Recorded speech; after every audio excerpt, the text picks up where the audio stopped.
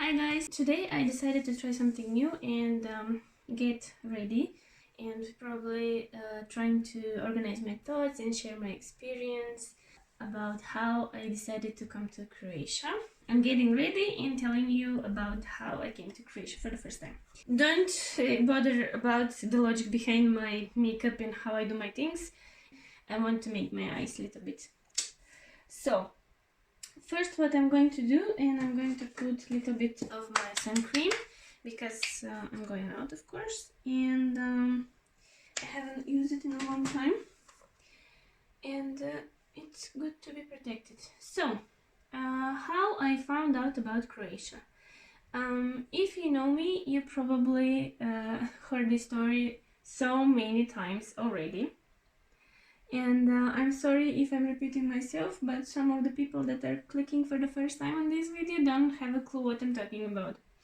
So I was in my university years, and I was in my dorm, and one of my professors during class told us about the Erasmus Plus program. And he was like, guys, there's going to be a conference about Erasmus Plus program, so are you interested in checking it out? If you are, this is the room, this is the hour, go and see what it's about. And he said to me, Nikki, you'll be perfect for that. You have to check it out and please do. Don't miss this opportunity because I'm sure you will enjoy this exchange. And I was like, okay, let me check it out, let me see what it's about. And as soon as I found out about this program, I started asking other people about it and their experience. And since I think it was my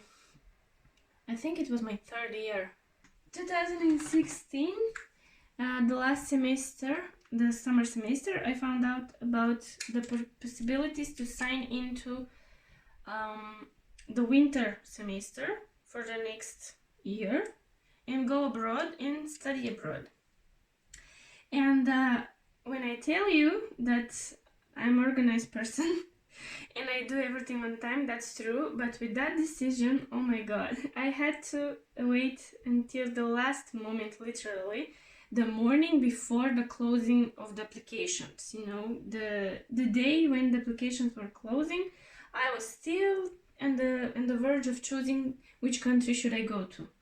And I was very thorough with my research. I checked what kind of languages the university are going to include in the program.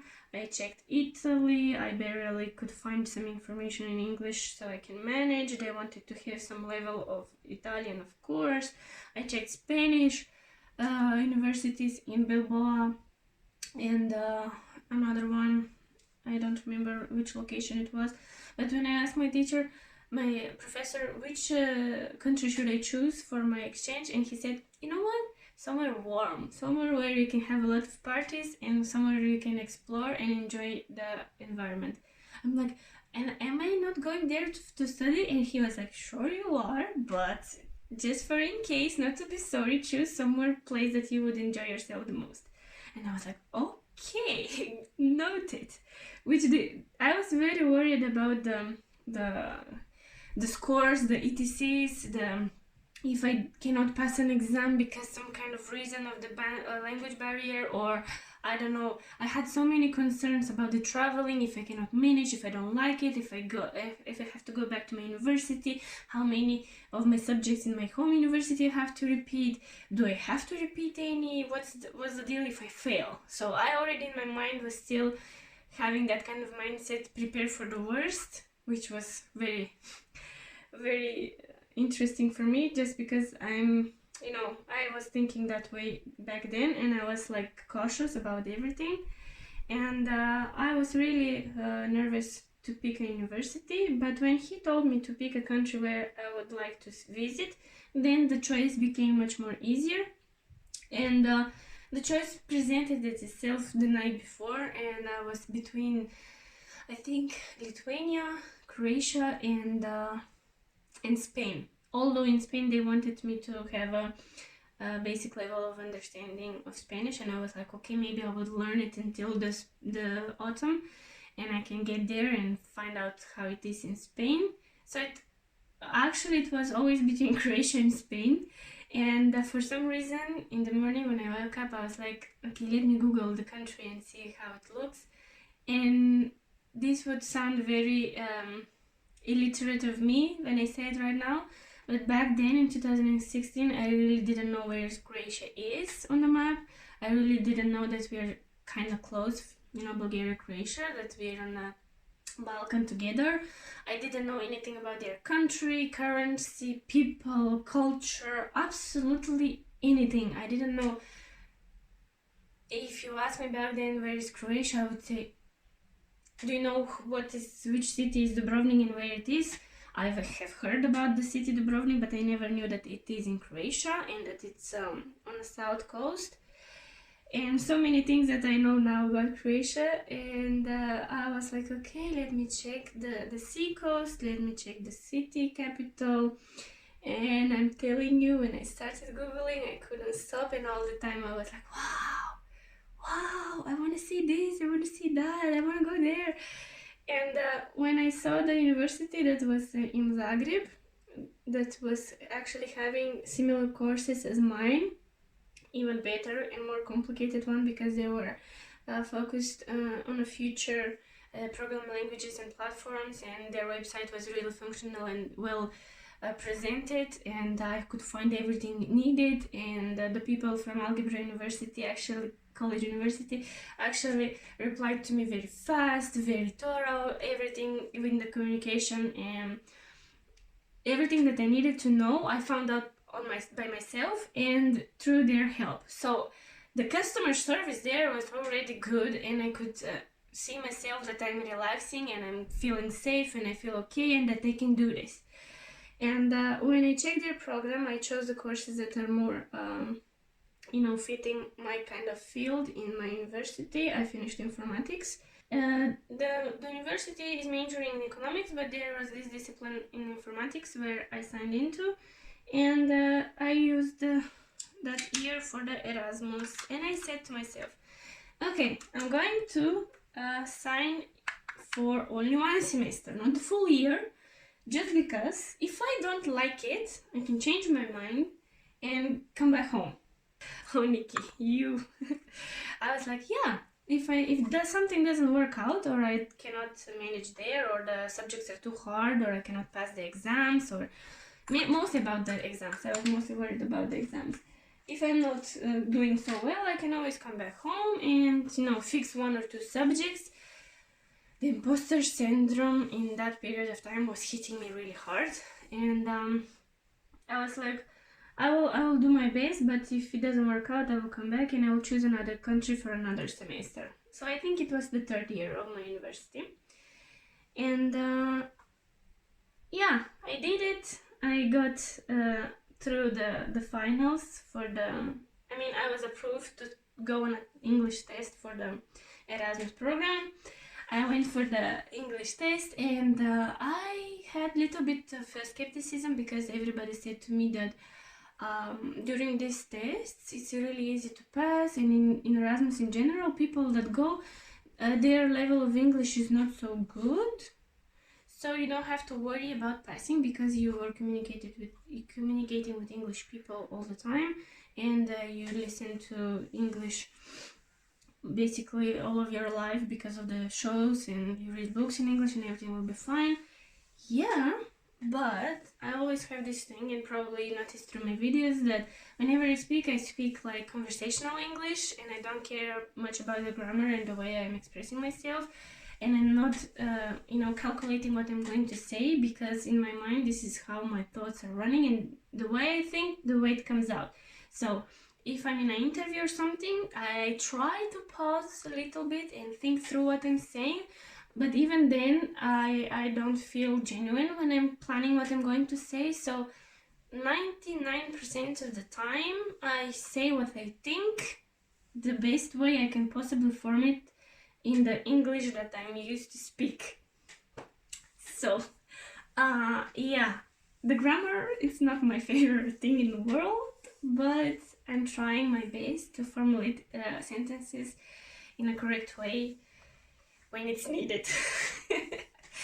So that's the thing about my English.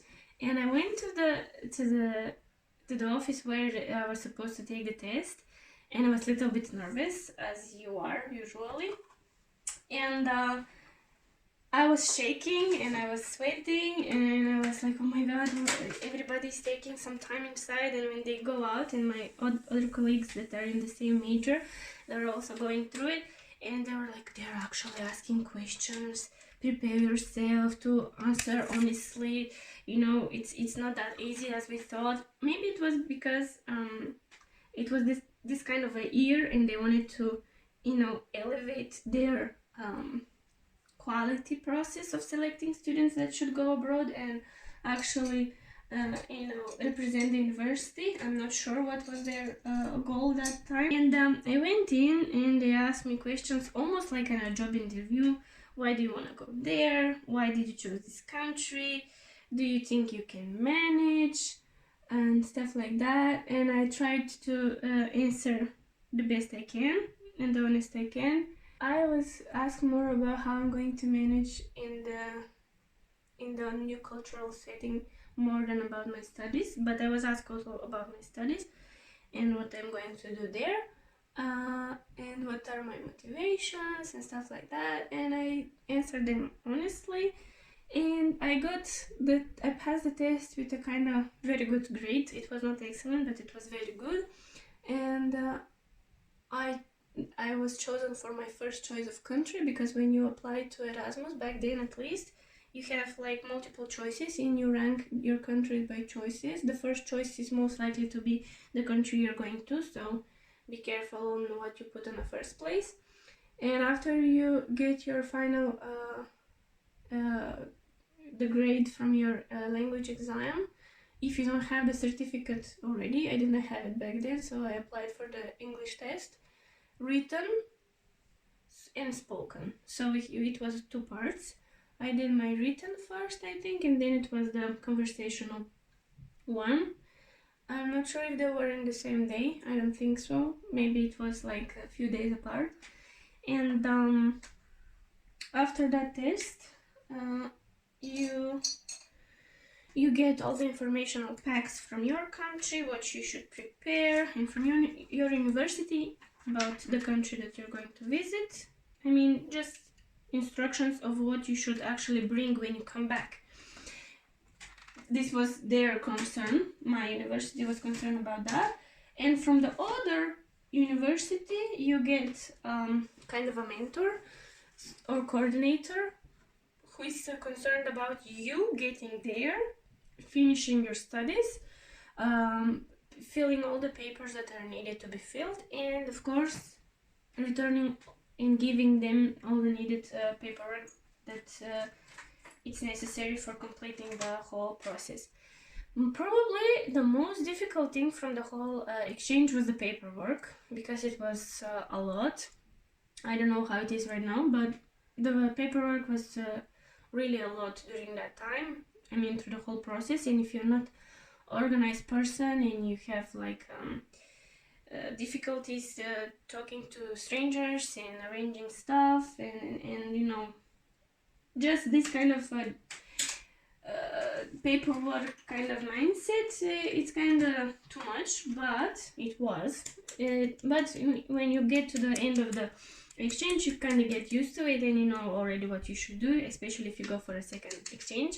I booked my bus from Varna to Sofia. I went with my with the train. I took my laptop and all my things in one bag, one huge heavy bag, because I didn't know how cold or warm it will be during the whole few months, because I was getting there on 1st of October and the university was starting I think on 15th or 6th or something like that.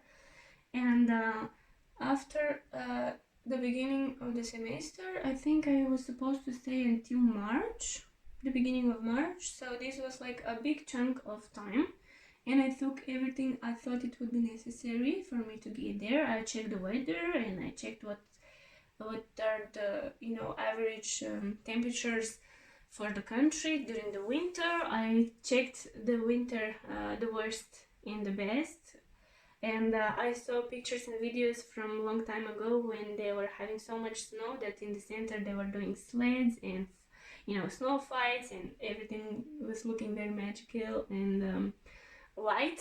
And yeah, I did my research about the weather, and I booked my train for the capital of my country, Sofia, and then with the train I had like 1 hour until I get to my bus from Sofia and going back to the Zagreb bus station. And where I was supposed to sleep, that was the biggest of my concerns when I get there. So since I was communicating and I'm still communicating with a lot of English speaking people, I knew about couch surfing, and back then it was not so much about the dating, it was more about helping people find somewhere to crash and sleep for 1 or 2 nights until they make their transfers or get to where they're supposed to be. And I found through couch surfing a friend who was helping me to find myself a place to live there, although I'm not from the country. And we used the Newshkalo website, the most popular and used one from Croatians, until nowadays also, but now Facebook is more used for that rather than those sites. And he helped me find a place, a house where I can share the bills and I have my own room. And there I found also one guy that helped me and said, when you come around 3 a.m. in the morning, I told him that it's going to be that late with the bus and everything. He said, no problem, you can stay in my place because I'm living next to the bus station and it's very close, it's not a problem.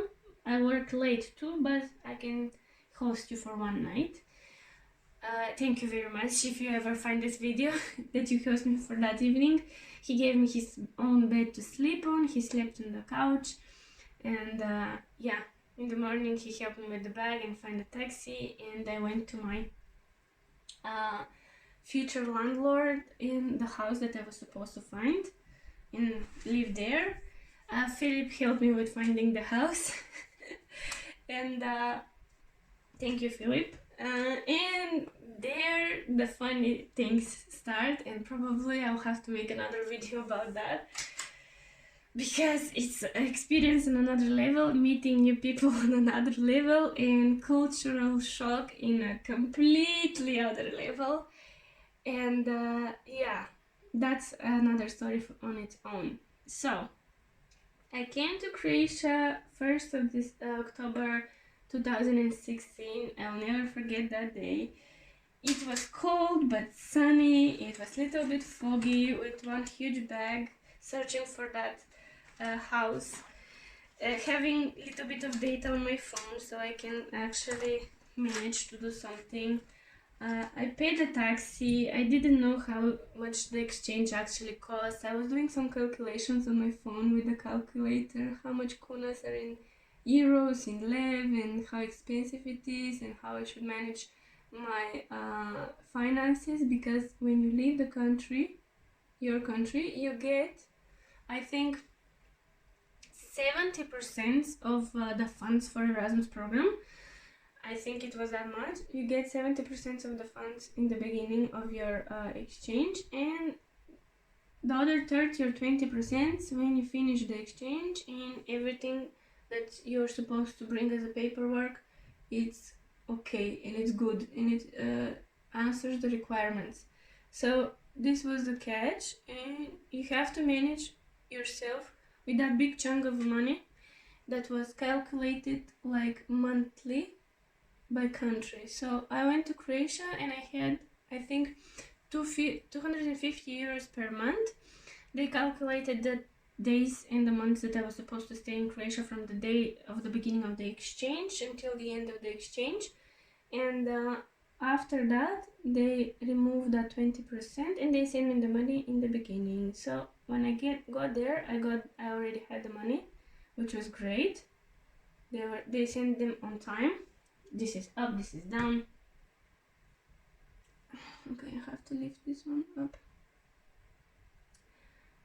And they give you the money and you have to budget you have to figure out by yourself. This became a little bit sharper, okay? And yeah, I did the budgeting, and I calculated for the month how much I can spare for food and for going out, and for the utilities, maximum, minimum, everything. And I went to the... Okay, this looks good. This looks very good. First day I came there, I will skip the part about the whole house thing, and I'm going to tell you about the first impressions about getting there for the first time. The day was sunny. Early in the morning I went to the house, I left my bag, I started to unpack, and I noticed that I'm close to a park. I did a little bit of unpacking, and then I went down by food. I think it was the first day, or maybe I'm wrong. Maybe I was in my room for the first couple of hours, or the first day in general. I'm not sure. My landlady is having some guests, so I didn't this eye while they were chatting in the yard. Yeah, I think the same day I went out and I started to walk down towards the more urban area, because I was kind of like in a village zone, which I didn't know it is until then, because it was on the top of the Maximir Park and the house was located there.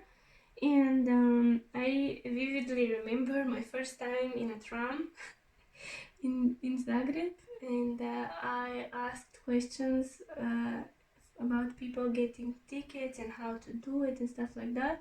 And I think I bought a ticket with my English. I bought it in English. I went in the tram and I was listening to people talk, and as how they're dressed, how they communicate. I was fascinated by the architecture and all around me, all the things around me, all the signs, everything that is in a different language, and I was, checking out that, and it was really lively, and I really liked the whole city vibe kind of thing, and I was like nervous, shocked, a little bit overwhelmed because I was in a new place, kind of numb because, I know that I'm in another country, but I still don't know if I am, a little bit kind of, okay, I'm here, but what's going on, is this real? And then lost, little bit lonely, and I also was intrigued. All these things together combined made me a little bit overwhelmed, but excited, definitely. Hi guys, it's me again. This is a little bit of a different frame because my phone died and I had to recharge it a little bit. What I was saying when the camera stopped working, it was about the overwhelming feeling in the tram when I was going from Maximir stop until the main square. I remember that I felt like a person put into a completely new environment. I didn't feel like I belong there, like I belong in Zagreb and the country in general, but I swear I felt like home.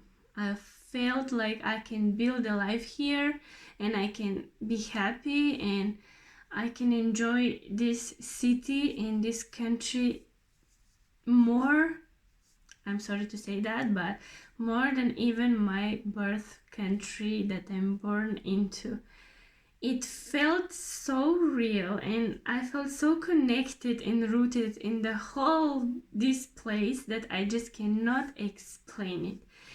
And one of the fun facts is that my nickname when I was little, gave it from my grandmother, rest in peace, that my mother says I look just like her. She called me Kuna, and as a pet name kind of a thing, and the main currency, I'm going to cry, here in Croatia is called also Kuna. So this kind of connection, when I found out, it was really, really trippy. the more I got to know the culture and Croatia as a country, I got so many connections between me, my life, my understanding about things, the way how people live in here, and everything started to make even more sense. And I can say today that I feel in Croatia, in Zagreb, at home more than any city I have been to. Like, Varna is not my home city, but I was living and studying there for 4 years in high school and 3 more years in the university, so 7 years in general. I was living in Varna, and I think I got the whole and the best out of that city. I can make a video about these 7 years of my life there. And yeah, I think that there's always something to find interesting to do in Zagreb and in general in Croatia. And I really love it here, and I don't plan on moving. And if I go somewhere, probably it will be for a project or for trying out a working opportunity. But for now, Zagreb in Croatia is my home, and I'm really happy here. So yeah, if you have any questions, please leave them below. If you want to know more about the Erasmus program in general, feel free to ask. I will give you all the answers that I have, and can help you with some links or information if you need to, advices, anything. Also, if you want to just chat with me about your experience, I'm open to listen and to give you some advices, or just, to have a dialogue with you. If you have any questions about my first coming to Croatia, you can leave them below. And don't forget to like, subscribe, and hit the bell notification, because I don't have a schedule for these kind of things. And whenever I have an idea or an inspiration, I just record it, and when I feel like, I edit everything and I present it to you. So yeah, the bell is really useful. Which Erasmus program is your favorite? Which country you find the most beautiful to visit? And yeah, put your stories below and let me hear how it was for you. Did you like it or not? And also, did you had an Erasmus baby? Because there was a joke that I heard about that most babies born after an Erasmus. So if you're single and you're going on Erasmus, take precautions, be careful, be safe, and have lots of fun. And in general, I can talk about the Erasmus experience in another video, because it is a really huge and funny part of my whole life. And yeah, let me know in the comments if you want to hear about that. Love you. Bye.